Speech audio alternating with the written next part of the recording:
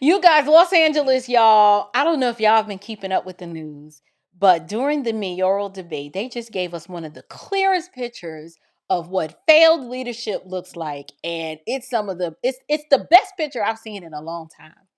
And the crazy part about this is you have a reality TV guy who walks on the debate stage and somehow he sounds like the only adult in the room. First of all, you had Karen Bass. She's like trying to explain why her city is burning and it's just trash and broke with no money, why it's unsafe and overrun with homelessness. And on top of the fact, the city is just drowning in bureaucratic excuses. And then the other option was what's her name? Nithya Raman. Nithya Raman is sitting there giving us activist TED Talks, and she's talking about systems and data and equity and housing and compassion. But regular people like you and I don't even live on the West Coast. Like, I can just imagine that the regular normies out there who are like, look, we're just regular people stepping over needles and human feces and tents and attics, and we don't want to hear any more of your political excuses, ma'am. We're trying to get to work.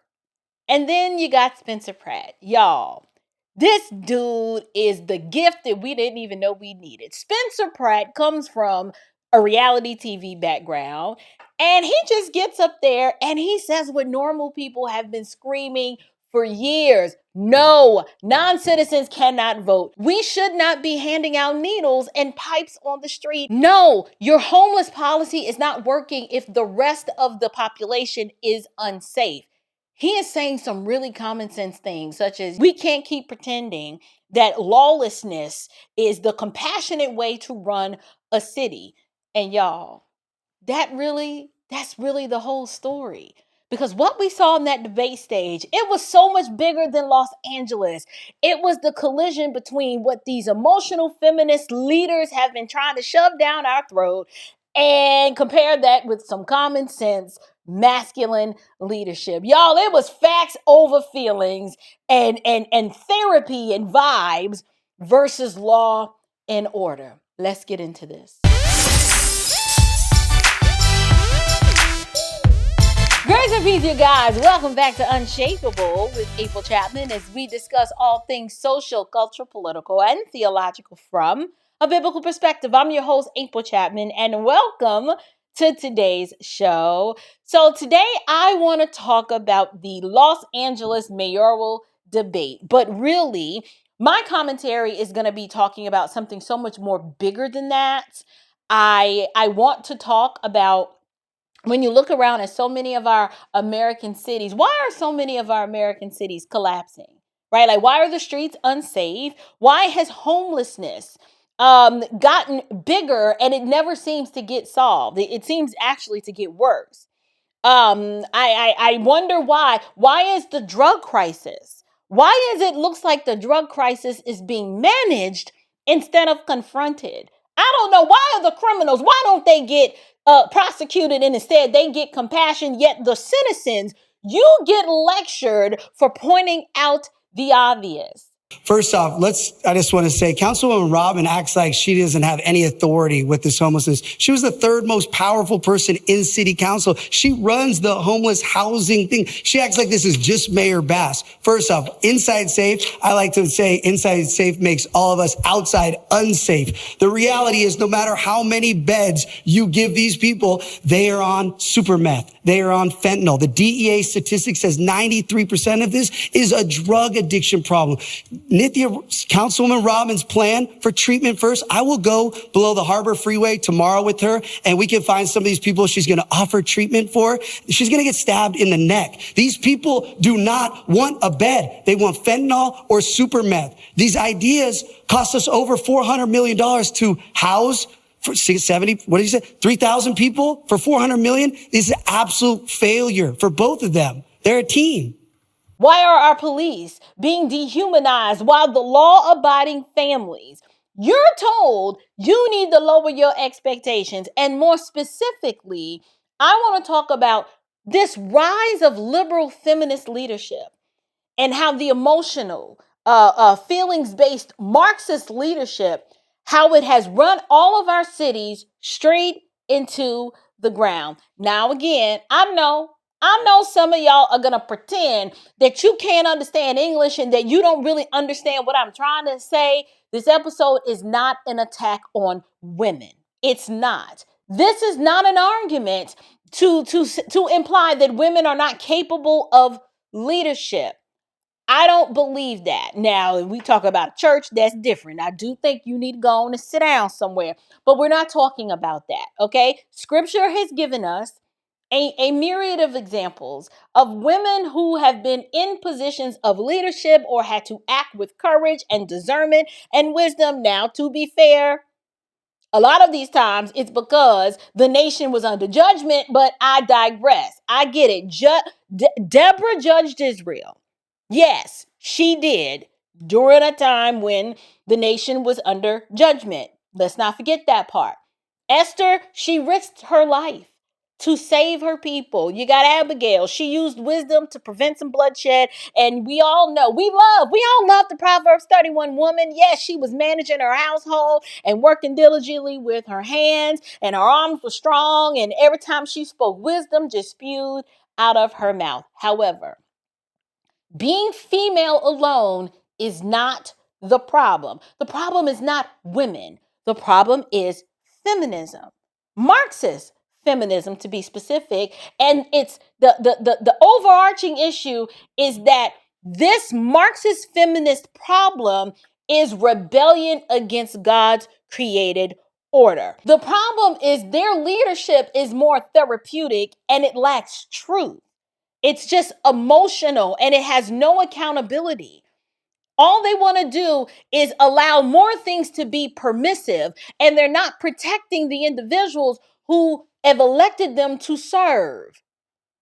All you're going to get with Marxist feminist leadership is ideological drivel poured down your throat, and you're going to get leadership that lacks wisdom and, dare I say it, common sense. APD is reporting the overall crime rate is down, but people repeatedly say that's not their perception. They do not feel safe. We're seeing yet another series of home burglaries in the San Fernando Valley. And just today, federal authorities arrested at least 18 people connected to a drug trafficking investigation. They called it Save MacArthur Park. Mayor Bass, you have 60 seconds for this. Who ordered this operation with the feds? Is it a sign that our communities are not safe? No, actually, that operation was ordered by the feds. However, we have been working in collaboration because we were very well aware of the drug dealing that was taking place there. We have used a comprehensive approach when it comes to MacArthur Park. Multiple things are needed. Langer's Deli, which, as you all know, is a staple of downtown Los Angeles, is asking all of you on the stage right now to end the Needle Run giveaway program. So my question, Mayor, first of all to you, yes or no? It's run by the city run needle program. Right. Yes or no? Yes. Councilmember Rahman? No. Mr. Pratt? Absolutely no needles and pipes for drug addicts on the street ever. What do you tell people, especially victims, who say the city has let them down? Yeah, and I think this is a very real issue. The city's most important response is public safety. It is so important to me. I'm the mother of young children. The safety of people in Los Angeles is absolutely essential. But that's why I think we have to start getting honest with people about how we're actually going to respond to public safety needs. How will we make sure that when they call for help, someone picks up the phone at 911 and someone comes when they call? So what we're seeing out in Los Angeles, this is a live demonstration of what Marxist feminist leadership, where it will lead you. And so when I watched this debate, y'all, this debate was so much bigger than Los Angeles. It was more than a debate, right? It was a public autopsy, if you will, like a live political autopsy of what happens when you have a city that has replaced fathers with how we feel, right? The law and order has been replaced with therapy, and there's no accountability, but it's a whole lot of excuses. And what your leadership does when Instead of you actually having leadership, all you get is emotional management. So, for example, Karen Bass, y'all, this woman stood on that stage. She is the incumbent mayor of the second largest city in this country, Los Angeles, right? It's the city of Hollywood, the city of dreams and sunshine, and where everybody used to want to go. Now people are fleeing. You have a graffiti tower. You have a $500 million bridge, 6th Street Bridge, where somebody ripped out 38,000 feet of copper, so it's in the dark. You have restaurants, Kohl's at 6th and Main, Clifton's at Broadway and 8th, that survived the Depression, Prohibition, and World War II, but they can't survive the human feces outside their front door. They're closed.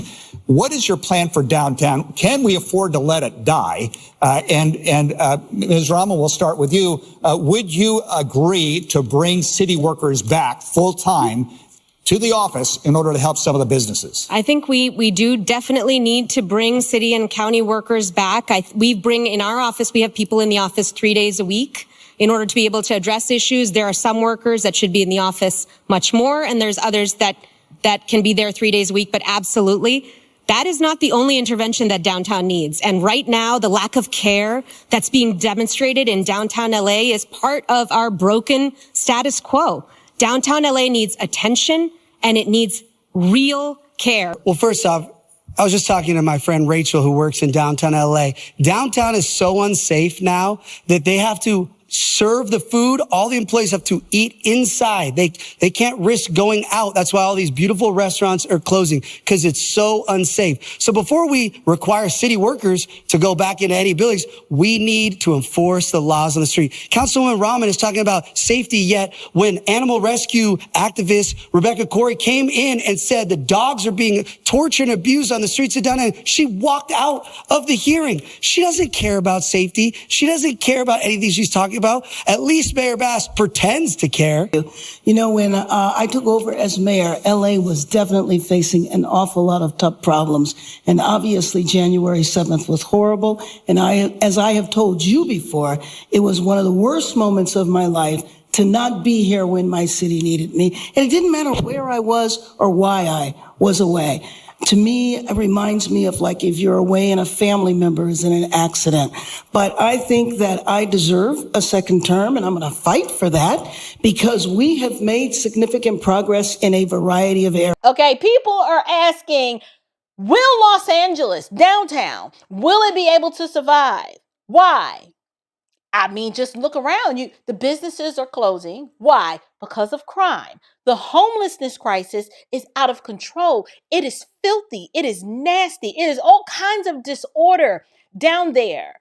And so people don't want to go, and the people that actually live there do not feel safe. The film industry is struggling. So many have moved over to the South, right? They call Atlanta the Hollywood of the South because the streets are overrun.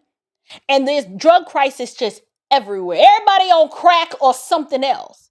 And so the mayor is standing on this debate stage and she's standing there like, well, we've made progress. And I'm like,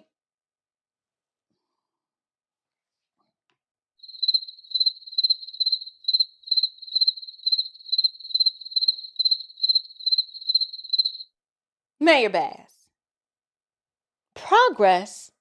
Ma'am, what exactly are we progressing toward? Hell? I mean, look, this can't be a Mad Max sequel. It can't.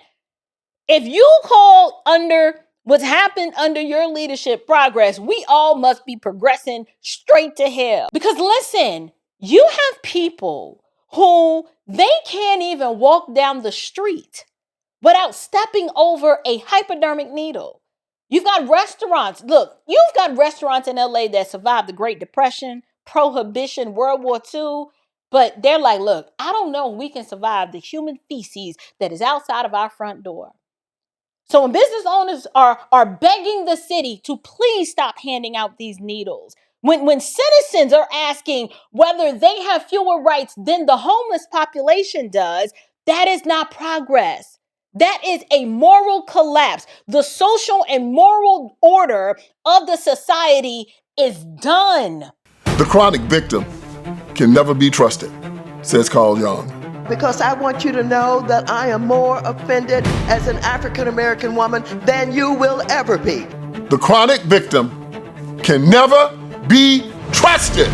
The reason we could never be who we wanted and dreamed to be in is you kept your knee on our neck. We could run corporations and not hustle in the street, but you had your knee on our neck. We had creative skills. We could do whatever anybody else could do, but we couldn't get your knee off our neck. The chronic victim can never be trusted.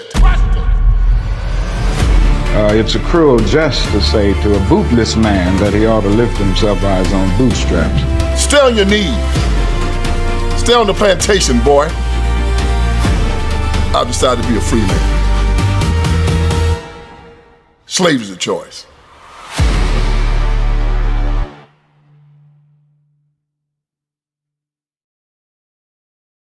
But why are you shocked? Y'all, this is what liberal leadership does. Particularly Marxist feminist leadership does. Okay, listen, I know y'all not gonna like this. I'm not a misogynist. I just call it like I see it. The Marxist feminist leader, politician, or whatever you want to call them, they'll destroy something, rename the destruction, fund the destruction, study, examine the destruction. They'll create a whole task force for the destruction. But then, just like a woman, they will blame you. It's your fault for noticing the destruction. Do you see how illogical that is? This is why Spencer Pratt, now I'm not campaigning for him because he probably would say, April, you're going a little bit too far by making this about men versus women. But my argument is this is why Spencer Pratt, he is such an interesting figure in this whole debate. It's not because he's a polished candidate. He's a reality TV star. Okay, his resume, it is what it is. Okay, we might, because he sounds like such a common sense candidate, many people might be looking at him as like a conservative Moses coming down from Mount Sinai with the 10 Commandments and a whole zoning reform package. But that's not it. Spencer Pratt, he stands out in this race because he sounded like a normal person. That's how bad things have gotten, that a reality TV guy can sound more normal than the career politicians. That's when you know, y'all, we've gone too far. Our political class has officially hit rock bottom, and it's going to take the citizenry, regular everyday normies who've had to experience the consequences of this failed leadership's policies for us to put our hat in the ring and say, I'm a run because now I don't have a home. I have nowhere to live because this heifer is incompetent. This conspiracy now that they're empty, that they were for drinking water. But if you research it, they were actually made for wildfire protection. As mayor, I'm going to add 20 dip sites all around the communities connecting to pools. So God forbid the water system goes down again. These dip sites that will be connected to individuals' pools will fill up for the helicopters to have water. Mayor Bass, do you have a response to that? Yeah, absolutely. He's saying several things that are completely inaccurate. First of all, there was one reservoir that was out of commission. He is correct. 1 million years ago, it was for wildfires, but over the last 30, 40 years, it's been for drinking water. He talked about the winds. That is just completely inaccurate. If that were accurate, then the planes would have been able to fly. And so the winds reached close to 100 miles an hour, and the planes were unable to fly. So if there were reservoirs, if that reservoir had been open, it would not have worked. We had two other reservoirs totaling 8 billion gallons that were available. But could not fly. Yes, she mentioned me. So she's an incredible liar. Everyone on their phones, Google it. 40 weather stations in the Pacific Palisades. It never went above. I'm just saying. So let's talk a little bit about Karen Bass and all of her excuse making. Okay. Karen Bass, what I would say, she represents the polished language of failed progressive governance. Okay, just put her in that category. Look, the woman is very good in knowing how to sound compassionate. I mean, she'll get you. If you stupid and a Marxist, she will get you. She knows how to sound so concerned and nurturing. And she knows how to say all of the right words. But I'm sorry, leadership is not measured by how sad you sound after the disaster. Nobody cares.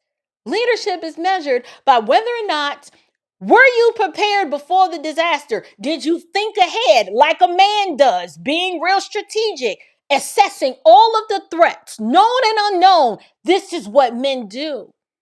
So when this woman was asked about the fires and the dry reservoir and the fire hydrants that had zero water in them, or the lack of preparedness, and why does she deserve to be elected again? Why do you deserve a second term? People are telling her, lady, your constituents felt abandoned.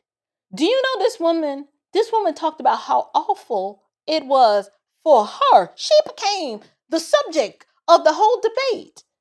She said it was one of her worst moments in her life.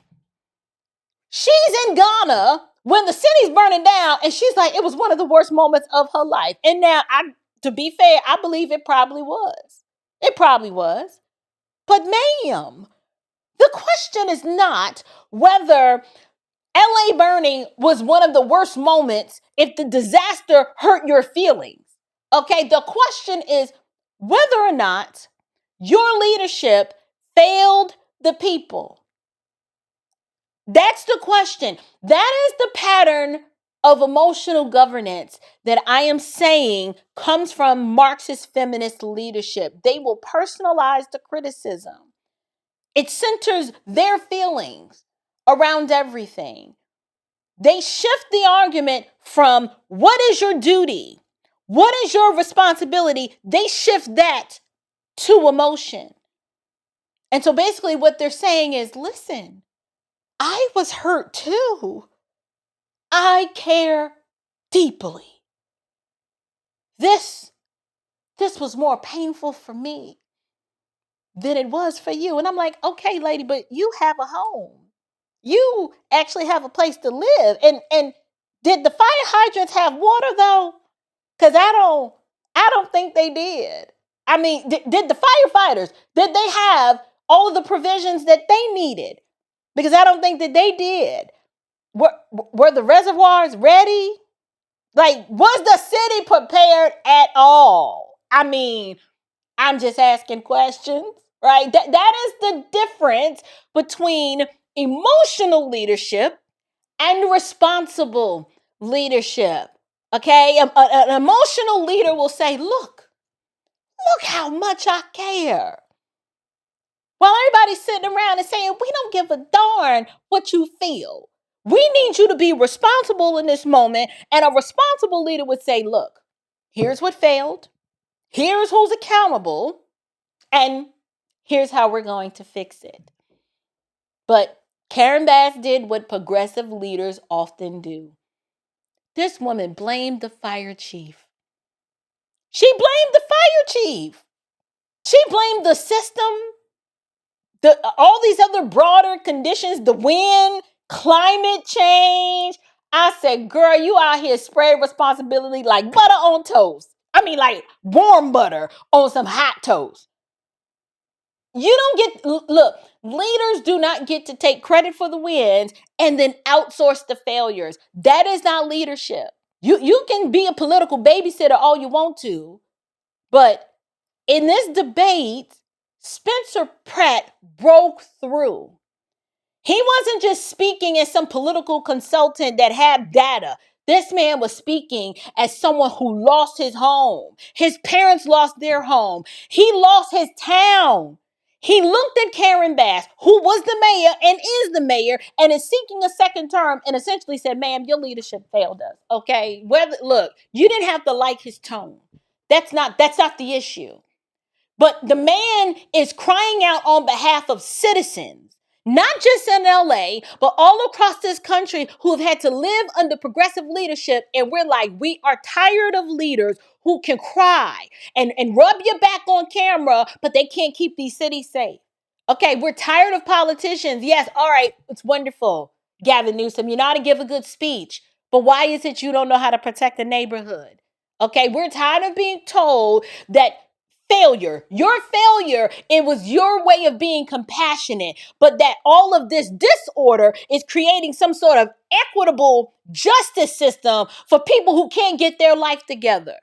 All of this lawlessness is not a social justice problem that just needs another grant or some more money thrown at it. No, at some point, someone has to lead and make hard decisions. And my argument is that liberal, feminists, Marxists are incapable of doing that because their leadership flows from their worldview. Plain and simple. My whole point here is that liberal feminist leadership is the opposite of law and order. And it's going to get you more of the same. But someone like Spencer Pratt, who's not novel, you can call him a MAGA extremist. If he's a MAGA extremist, then I don't know what y'all will call me. This is simply a man that is bringing common sense back to politics. And I believe he resonates with a lot of people because he sounds like so many of us. Like, why are we making this hard? And why are we enabling the homeless population? But anyway, listen, I'm curious to know, what do you guys think? What did you think about the debate and some of Spencer's responses in comparison to Mayor Karen Bass's response? Do you think that he has the ability to pull this off and to cross the finish line and win this race? I believe he does. I believe he can do it, and that's going to put LA on a completely upward trajectory, and it's going to change that city for the better. But I'm curious to know, what do you guys think? Leave me your comments down in the box below. And until next time, you guys, stand firm, stay bold, and above all else, stay unshakable. Grace and